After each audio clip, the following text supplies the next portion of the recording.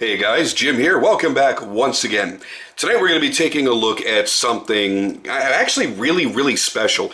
You guys know I've done some videos on Red Horse Knife Works in the past, and what we're going to look at tonight is something a little bit different yet still very familiar. What I mean by that is I've already done a video on the chopper.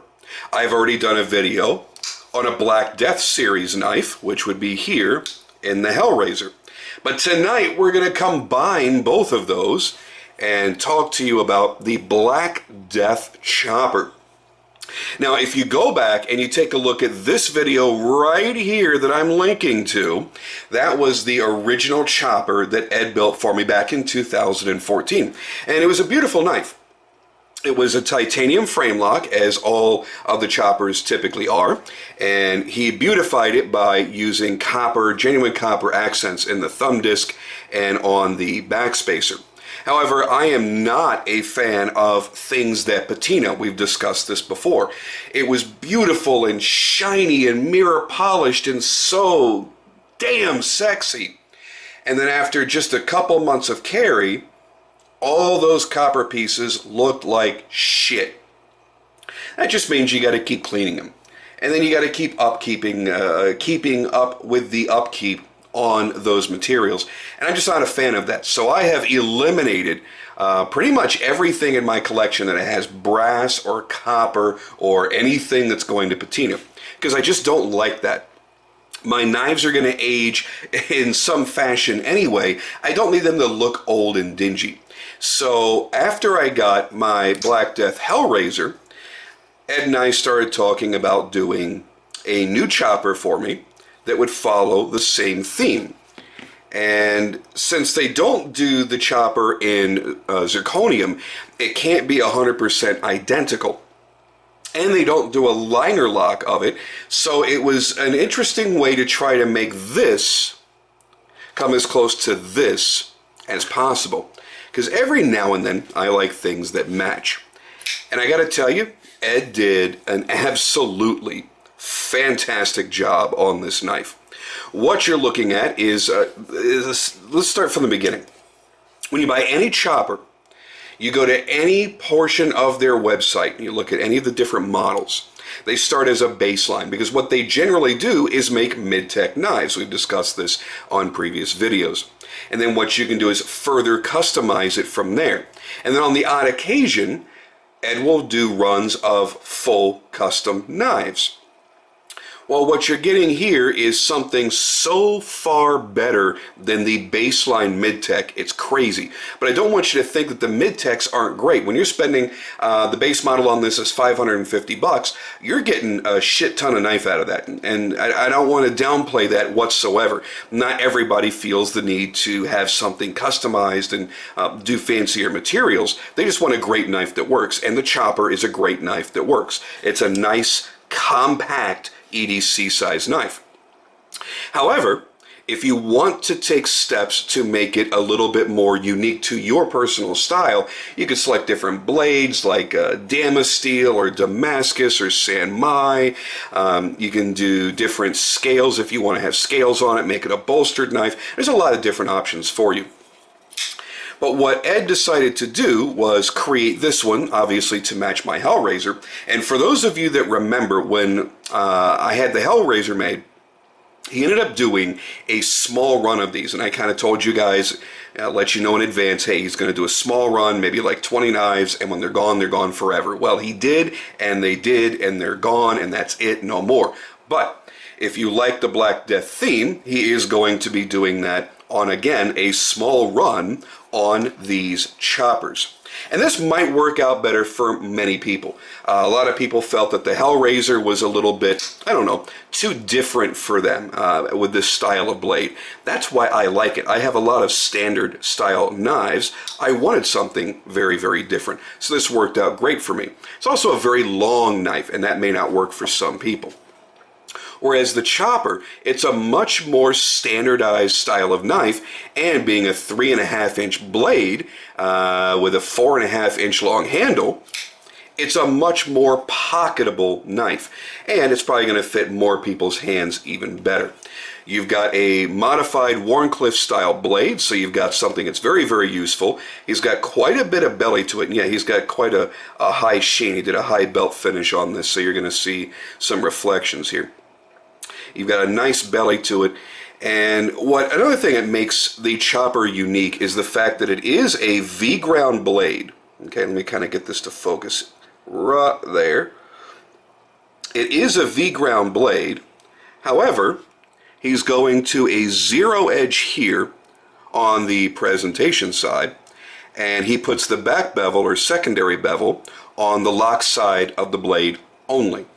And as I mentioned, I believe in the last chopper video I did, I don't recall ever handling another knife where it was made quite that way. So I think it's kind of neat. It's kind of cool.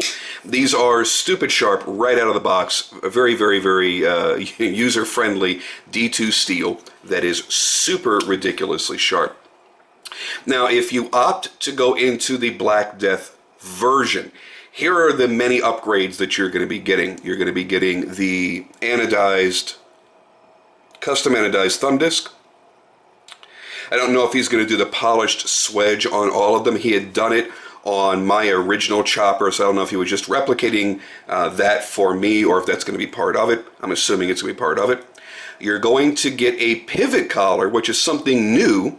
I think entirely for Ed, but definitely new for the chopper. And this particular pivot collar is going to be in the AJ Composites Pearl Carbon Fiber, which is obviously going to match the Pearl Carbon Fiber scales. And what makes this stuff interesting is the fact that you've got this pearlescent kind of iridescence to it when the light hits it just right.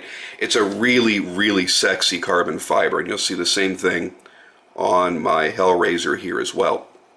And it really is a really great looking material, and quite a bit different from every other carbon fiber that you've seen out there.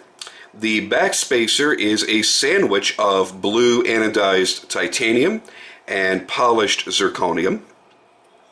And over here to the sculpted pocket clip with the hidden hardware. So he's blind screwed it from the inside, so you have no exposed hardware here. As a matter of fact, it's a very minimalistic design all the way around. From this side, all you see is basically just the pivot. And on this side, you only have the two screws that pin the scale onto the frame. It's a nice little sandwich of components, and I am a huge fan of bolster locks personally. So to be able to get, for the very first time, a bolster lock version of the chopper excited the shit out of me. I've really become a bolster lock fan over the years. It is my preferred style of folder. If I'm able to dictate that, if I have that option, I generally will go for a bolster lock. And here's the reason why. I like the strength and the feel of a frame lock. I like having that big, thick, massive lock on there. But what I don't like is having a beautiful presentation side and a bare-ass, naked fucking lock side that has absolutely no personality whatsoever. Now, in some knives, it doesn't really bother me all that much. In other knives, where you've really gone overboard and you've paid a lot of money for nice exotic materials, I generally want to go ahead and match that up on the other side. Now, there are two ways that you can do that. You can either do a bolster lock, or you could do a liner lock. And that's entirely a personal preference. My Hellraiser is a liner lock. Doesn't bother me at all, because he uses a super ridiculously thick liner on here. So, doesn't bother me at all. But I gotta tell you, when you really look at these, let's kind of compare the two here. And look at the locks. Yes, the frame lock is still much, much, much thicker. I should say the bolster lock, I apologize. But there's really not a tremendous difference. I think it's fantastic overall. I always liked my chopper. Like I said, I just kind of stopped carrying it because of the ridiculous patina issue. It's just a personal thing. You know, when I pay a lot of money for something and I do it in materials that look really, really beautiful, I don't want it to look like shit. I don't mind if my blade gets scratched. I don't care if I hack it up and beat up the knife. At some point, each of my knives that I keep for any length of time end up going back to the maker for a spot treatment anyway, so I feel free to use them without any real worry. But there was something that really bothered me about that patina. It's not that difficult to clean up. It's just something that I don't want to, I'm busy. I have a lot of shit going on. And every time I reach to carry it, I'm either on my way out the door or something else is going on. I just go, I really don't feel like taking the time right now and getting all of this patina off of those two areas of the knife, so I wouldn't carry it. I'd reach for something I could just simply grab, throw in the pocket, and run out the door. Very, very simple. And that's what I've regained here by getting into this version, into the Black Death version. I really missed carrying that knife, I'll be perfectly honest with you, because this is one of those knives that, you know, we talked a lot about overbuilt knives in the past. And a lot of times when you buy into an overbuilt knife, because realize that is a 1/4 inch thick D2 steel. Very, very thick all the way around. Usually you get into a really large knife. Think of Medford, think of Direware, think of all these manufacturers and all of these custom makers that make the quote-unquote overbuilt knives. Sometimes they also tend to go overboard. Even if it's not too big, it's sometimes too thick or too blocky. Now, so certain knives, I don't mind that. I'm actually one of the few people that can hold a Medford and go, man, I like the feel of that knife. Now, it's not an EDC knife. It's not something that you're going to carry as your sole knife every single day. But I like the feel of them. But for an EDC style knife, something that I want to carry on a regular basis, I want to have something that feels good in my hands. And the chopper does. First off, that swedge that allows you to access the thumb disc to very quickly flick out the blade also allows your index finger to drop right in. It's actually a really ergonomic style. It doesn't look like it. It looks like a very basic shape of a frame, and really it is. But sometimes the most basic thing works best. My thumb rests right here on the back side of the thumb disc. If I'm not choked up on it like that, sure, the jimping is fine. It doesn't bother me to hold it like this. It pushes the frame a bit far up into my hand where I kind of feel like I don't have enough support, so I kind of like to grab it like this so that I have what I feel is a more firm grasp on the knife. Everybody's going to be different on that. And also you're going to have a different size hand than I do possibly, and it might work out better for you to hold it the other way. That's entirely up to you. The point is, there's some nice ergos going on here. He's chamfered the edges all the way around, so again, it avoids that blocky feeling. It's still big, wide, and thick enough that it doesn't twist and torque around in your hand.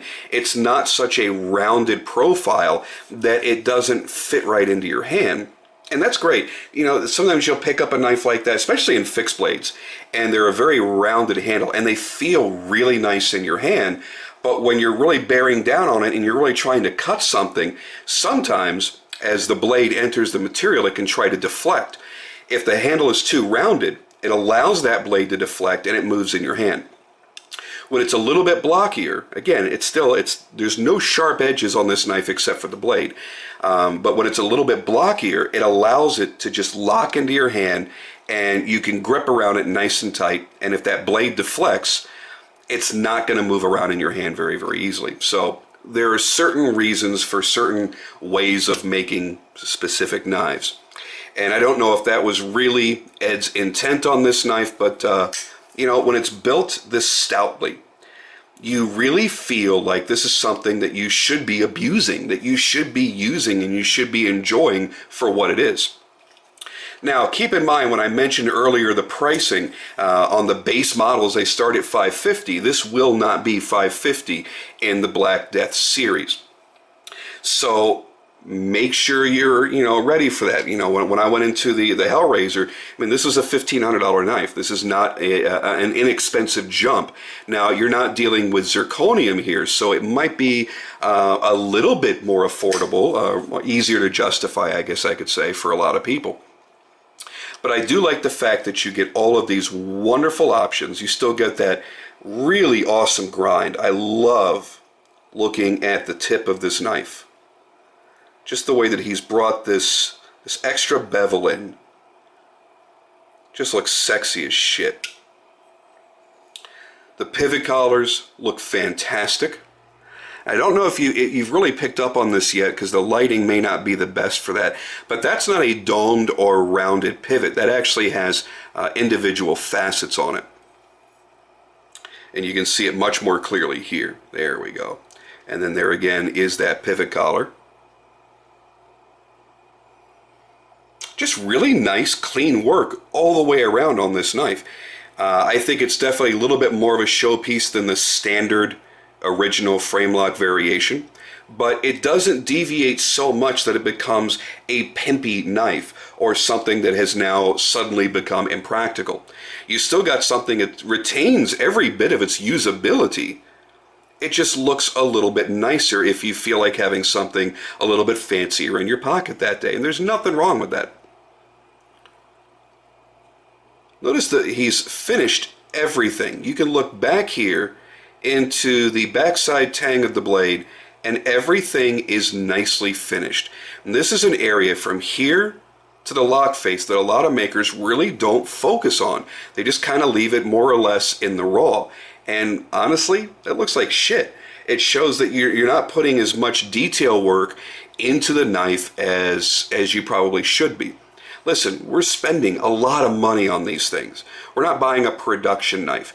We're buying something that the knife maker's hands are involved in. There's a great degree of care. And I probably should define, when I mentioned earlier that they basically do mid-tech knives, then they customize mid-tech knives, and then they offer some customs. Even on their mid-tech knives, let's properly define that in the way that Red Horse does it. They're not farming out all the work and then getting the completed knives back and putting an edge on it, which that in and of itself could be defined as a mid-tech. What they're doing, what they're doing, a lot of makers actually classify as custom knives. What they're doing is they're having their handles and their blades pre-cut. That's it. So whether it's waterjet or CNC, I don't know which particular process they're outsourcing. So they're getting their blade blanks and they're getting their frames. They're still having to profile and contour. They're still having to hand fit all of the components, especially on something like this. And I probably shouldn't use this for an example because this really is custom. So let's forget the scales and the bolsters for a moment and the pivot collar. Obviously, those things are custom. They're having to set their own lock. They're putting the edge on every blade. I do believe that when they get their blades, they probably are machine ground, but he is running a higher satin finish on these, so he is at least running this across the grinder, and then of course he's putting this edge on here. The clips are done custom for each knife. The back spacers are done custom for each knife, which is why you can call up Ed and go, hey, I want a chopper, and I want you to make me a back spacer out of Damasteel. Okay, they'll make you a back spacer out of Damasteel. You just pay for it. That's it. So I don't want you to think that you're getting... Boy, that term mid-tech really has been just stretched as thin as it can be, and it really is confusing. I want you to understand that even when you're buying the basic version, you're still buying closer to a custom than you should rightfully expect for that $550 that they charge for that. And yes, when you're spending $850, $950, $1,100, $1,200, $1,500, the more you're spending, the more custom you're getting. And it took Ed a long time to build this knife for me. Now, he didn't sit down and just make this knife. This was in progress with other knives that he was making. But over the course of probably 2 weeks, it took him to make this knife. Now, had he had nothing else left to do and no other knives to build, he probably could have done this in just a couple of days. But what I'm saying is this is not something that is just being spit out and done quickly. And that's why I love what Ed does. You know, Ed showed up last year on the TV show Forged in Fire. And for a guy that has never forged anything, to go out there and bust his ass and put himself out there in front of those judges, and Jay Nielsen is kind of a ball breaker, but that's his job. He's the judge. It's what he has to do. I thought took tremendous guts, and I loved seeing him out there. I love seeing his personality. He's a hell of a funny guy. So keep your eyes peeled in case he pops up again on Forged in Fire, and you get more of an idea of who he is. He puts a lot of passion into his knives. It's not just about flipping a switch, placing an order for some pre-cut shit, and then sitting down and screwing everything together. What he wants to do is personalize the knife for you. And that's a hell of a lot of fun. If you're able to save money by doing that instead of going to a full house custom, I want you to realize this: even though you're saving money and you're spending maybe 30-40% less on a Red Horse knife than a comparable custom knife maker's knife that may be similar to what he makes, he's not cutting any corners. He's still sweating to make your knife. He's still bleeding. Trust me, that man is bleeding all the time. And apparently he can't keep himself upright on a fucking motorcycle either. I'm just kidding. Just getting a little joke in there just for Ed.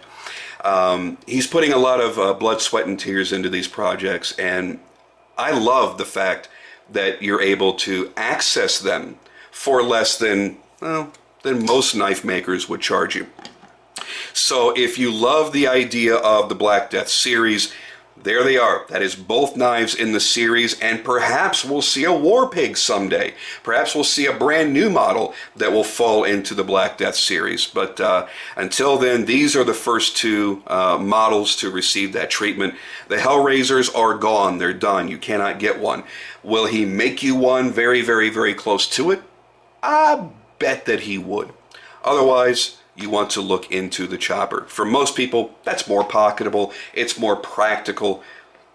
I love this blade. I think this is one of the coolest knives I have ever owned in my entire life. And now to have something that has the same theme in a more practical, standardized style of knife just excites the shit out of me. Now I have a chopper that I want to carry every single day. That's it for me, guys. I'm out of here for now. I do have a ton of videos coming your way very, very shortly, including more of the Into the Light series on custom flashlights. Keep your eyes open for the Macgizmo Haiku for the Cool Fall Spy 007 Sapphire. And if I get a chance, the one-of-a-kind, only one in existence, full Timascus Tane Thud. That's going to be a lot of fun. Until then, I'll catch you guys on the next video.